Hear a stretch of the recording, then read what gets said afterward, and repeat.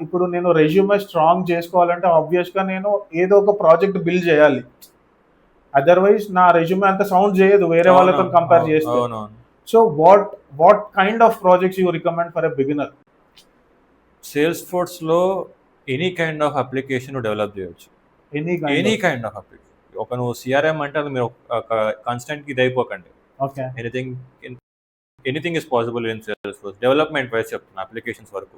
Okay. So నన్ను అడిగితే best project would be banking. ఇప్పుడు నీకు సేల్స్ ఫోర్స్‌లో కాన్ఫిగరేషన్ ఉంటుంది, కోడింగ్ ఉంటుంది. ఆ!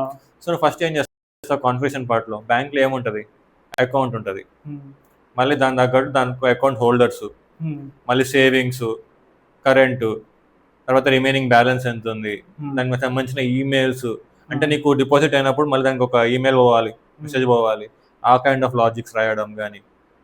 సో మళ్ళీ మల్టిపుల్ అకౌంట్స్ ఉండొచ్చు ఒక బిజినెస్కి, అది మెయింటైన్ చేయడం కానీ. సో బ్యాంకింగ్ సెక్టర్లో చాలా ఉంటుంది. అవును. సో నువ్వు గూగుల్లో కొట్టినా నీకు రిక్వైర్మెంట్స్ వచ్చేస్తాయి. హ్మ్. హ్మ్. ఆ రిక్వైర్మెంట్ తీసుకొని ఎగ్జాక్ట్గా ఇంప్లిమెంట్ చేసే సేల్స్ ఫోర్స్లో. ఓకే. బ్యాంకింగ్ అనే కాదు, రిక్వైర్మెంట్స్ చాలా కాంప్లెక్స్ కూడా ఉంటాయి వేరేవి. అవును. సో నీకు ఇంట్రెస్టింగ్ అనిపించే చెయ్యి. హ్మ్. హ్మ్. హ్మ్.